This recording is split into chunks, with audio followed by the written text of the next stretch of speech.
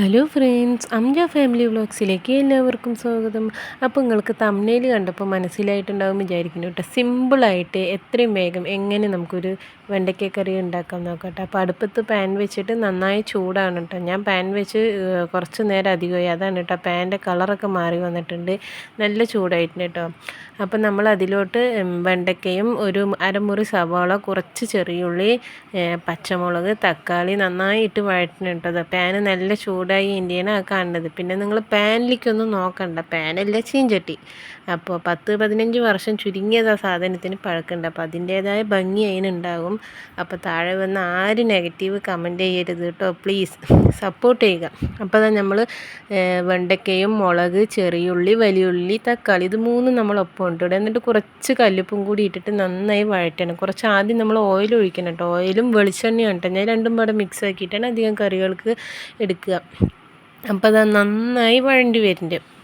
അപ്പോൾ ഇത് നല്ല വഴണ്ടി വരണം കേട്ടോ, നല്ലൊരു ഫ്രൈ പോലെ ആകണം. അപ്പോൾ നമ്മളിത് തേങ്ങയ്ക്കുള്ള അരപ്പ് റെഡിയാക്കുക. അപ്പോൾ തേങ്ങയിൽ ഞാൻ ഒരു 4 ചെറിയുള്ളി, ചെറുതാണ് കേട്ടോ, പിന്നെ കുറച്ച് പെരിഞ്ചീരകവും കൂടി ഇടും കേട്ടോ. എന്നിട്ട് വെള്ളം ഒഴിച്ചിട്ട് നന്നായി അതൊന്ന് നമുക്ക് അരച്ചെടുത്തിട്ട് വരാം. അപ്പോൾ അതാ തേങ്ങ അരച്ച് റെഡി ആയിട്ടുണ്ട് കേട്ടോ. ഈ പെരിഞ്ചീരകം ഇടുമ്പോൾ നല്ല ടേസ്റ്റാണ് കേട്ടോ കറിക്ക്. ഇതാ വെണ്ടയ്ക്ക ഒരുവിധം വഴണ്ടി വരുന്ന, ഇനി നമ്മൾ കുറച്ചും കൂടി ഇത് നന്നായി വഴറ്റണം. നല്ല വഴണ്ടി വരുമ്പോഴാണ് നമ്മൾ പൊടികളൊക്കെ ആഡ് ചെയ്യുക കേട്ടോ. ഇതാ കുറച്ച് മഞ്ഞൾപ്പൊടി, ഒരു 1/2 ടീസ്പൂൺ, ഇല്ലെങ്കിൽ അതിലധികം കുറച്ച്, നമ്മുടെ കൈ കണക്കാണ് കേട്ടോ, ഞാൻ അധികം നിങ്ങൾ കണ്ടിട്ടുണ്ടാവില്ല. മുളക് പൊടി ഇതെല്ലാം ആഡ് ചെയ്തിട്ട് നല്ല അതാ മുളക് പൊടി കുറച്ച് താഴെ പോകുകയും ചെയ്ത്. അപ്പോൾ ഇത് മൂന്നും പാടെ നമ്മൾ ഇട്ടിട്ട് നന്നായി വഴറ്റും കേട്ടോ. അത് അടിപ്പിടിച്ച പോലെയൊക്കെ കാണുന്നുണ്ട്, പക്ഷെ കരിപ്പിടിച്ചിട്ടൊന്നുമില്ല കേട്ടോ, അത് കളർ മാത്രമേ ഉള്ളൂ. അപ്പോൾ നന്നായി ഇതിൻ്റെ പച്ചമണം വഴറ്റണ വരെ മാറണ വരെ നമ്മൾ വഴറ്റിയും കൊണ്ടിരിക്കണം. പിന്നെ ഞാൻ ലാസ്റ്റ് ഇതിലൊരു സംഭവം ആഡ് ചെയ്യുന്നുണ്ട് കേട്ടോ, ചെറുതായിട്ട് ഒരു മസാല അരച്ച മീൻ മസാല പറയുമ്പോൾ മീൻ നമ്മൾ മസാല തേച്ചിട്ട് അതിൻ്റെ ബാക്കി വരില്ല, അത് ഞാൻ കുറച്ച് ഇതിൽ ആഡ് ചെയ്യുന്നുണ്ട്. പുളി പുഴിഞ്ഞൊഴിച്ചു, പിന്നെ എന്താ നമ്മൾ തേങ്ങ മുമ്പ് അരച്ച് വെച്ചത് അതും ഒഴിച്ചു കൂട്ടാ. ഇതാണ് ഞാൻ പറഞ്ഞ ആ മസാല വെള്ളം, മീനിൻ്റെ മസാല വെള്ളം പറയുമ്പോൾ നിങ്ങൾ എന്ത് വിചാരിക്കുന്നത്, മീനിൻ്റെ മസാല.